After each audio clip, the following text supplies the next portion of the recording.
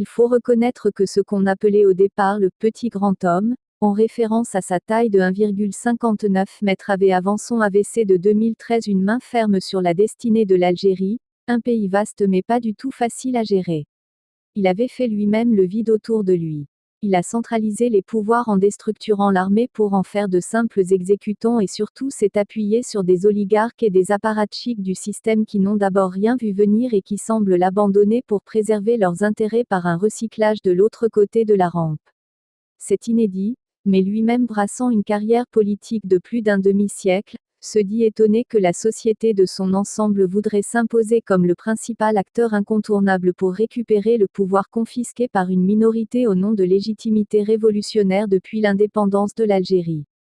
Ces manifestations grandioses et répétitives visent d'abord l'humiliation de leur imposer une personne malade et partant se débarrasser définitivement des différentes composantes de ce qu'on appelait communément du système pour réédifier un État national fondé sur des valeurs réellement démocratiques en recouvrant la liberté citoyenne.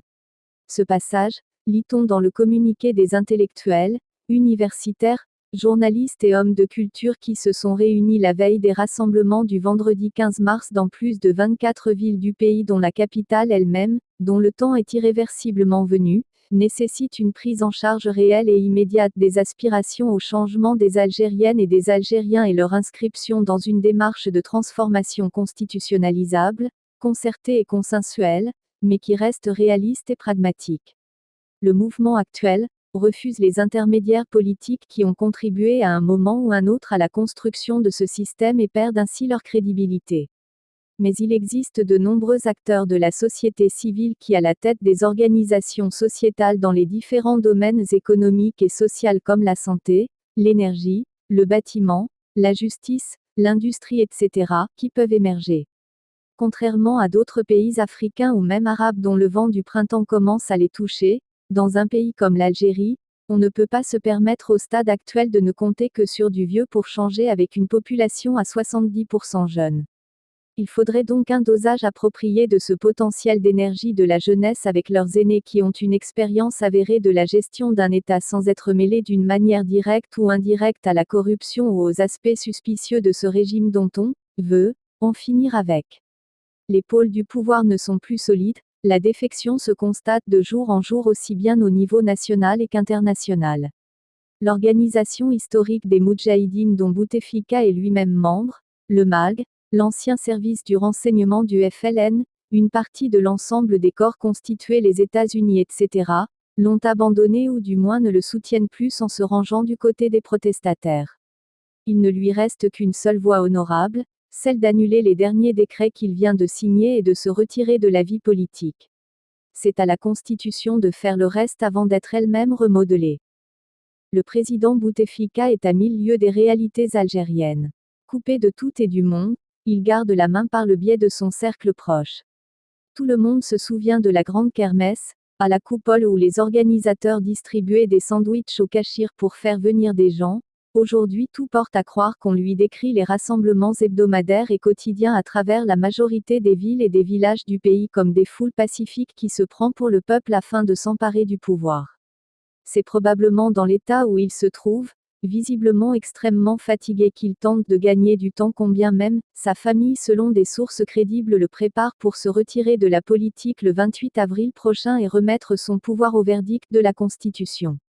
Ceci est compréhensible, têtu et faisant partie de l'équipe qui a confisqué la légitimité populaire au lendemain de l'indépendance, il s'arroge le droit encore une fois de sortir par la grande porte comme il le veut lui-même et à sa manière. Il est aussi fort probable que le vice-ministre de la Défense, qui a été reçu par lui ne lui a pas fait savoir que l'armée au rythme où évoluent les revendications fortement populaires, se rangera du côté du peuple autrement dit le lâchera. L'équipe qu'il vient de nommer pour mettre sur pied un gouvernement de transition, ne lui a pas dit non plus qu'elle n'a pas réussi à convaincre grand monde. Son offre politique dans sa dernière lettre qu'il adressait à la nation souffre d'un handicap majeur, celui de son maintien au pouvoir après la fin de son mandat le 27 avril à minuit. À l'unanimité, plus de 17 millions de citoyens ont manifesté le dernier vendredi pour lui offrir une sortie honorable et respectable au maximum à la fin de son mandat. Ils souhaitent refonder un état de droit et recouvrer leur légitimité confisquée depuis 1962. Peut-être qu'ils veulent repartir d'un nouveau GPRA qui a fait à l'époque l'objet d'un complot par une équipe dont probablement il en faisait partie. Jusqu'à présent, ces manifestations ont été exemplaires et saluées par le monde entier. Il se trouve que, plus elles durent, plus les virus s'incrustent pour les pervertir. Pourquoi? Aucune revendication d'obédience islamiste n'est apparue au cours des marches.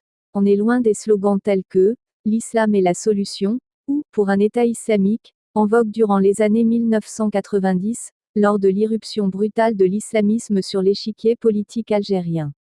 Cet effacement, malgré la présence dans les manifestations d'individus reconnaissables à leur accoutrement et à leur barbe, ne signifie pas pour autant que les partis islamistes sont absents.